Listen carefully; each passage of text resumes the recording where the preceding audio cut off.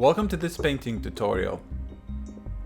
How's it going, everyone? Welcome to this video. In this video I'm going to show you how I did the base for this Chainrasp, and I'm going to call it a dark earth color scheme. This is a very easy base to make, and it's very similar to the ones you see in the box art of the Soul Wars set. So this is going to be very handy, and I think I like it a lot. And if you like it, please make sure to like this video, comment on it, and subscribe to the channel to see more videos in the future. And that's it. Let's get started.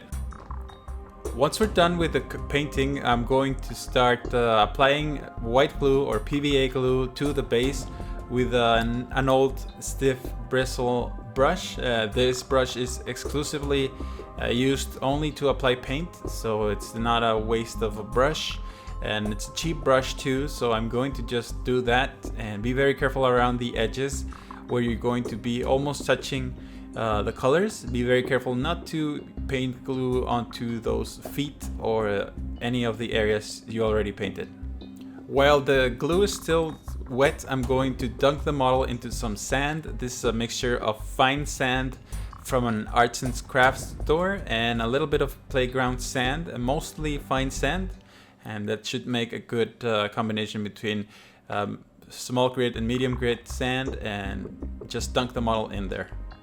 You should allow your model to dry for 40 minutes to an hour, or a little bit more if you can. After that, I'm going to use Rhinox Hide, and with this color I'm going to thin it down a little bit more than usual and use it all around the base, all around the sand. The reason you thin a little bit more than usual is so it gets into all of the crevices around the sand and it covers it completely. If it doesn't cover too well, you can apply a second coat, but it's important to have thin paint so it gets into those cracks, and if you use very thick paint, it can be difficult to make it flow very easily around the sand, so that's the reason why. Once the Rhinox Hide is dry, I'm going to use Agrax Earthshade, and I'm going to completely cover all of the base with this wash. Make sure to shake the wash well so it applies evenly and it works well.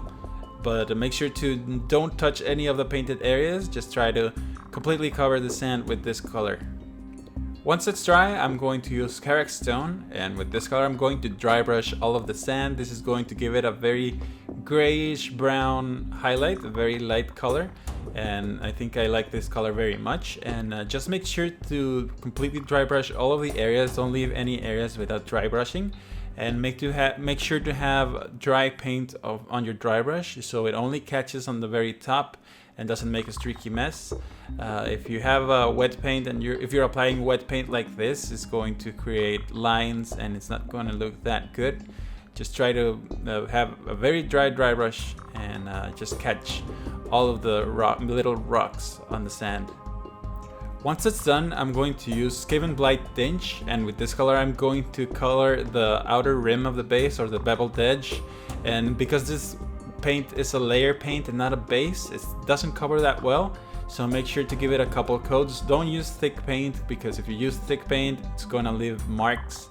It's not gonna look as good, so make sure to thin it down a little bit and use it all around the edge of the base. And once you're done, let it dry and apply a second coat, because it probably won't cover that well on the first coat. Once that's finished, I'm going to apply Middenland Tufts from Citadel. You can use any other basing material that you like. I'm going to use this one, and just apply a little bit of white glue or PVA glue to the bottom of the tuft, and with a pair of tweezers you can just pull it out and put it in the base. And you can use this tab to cover for your mistakes. If you have any mistakes in the base, you can cover it with a little tuft or something like that.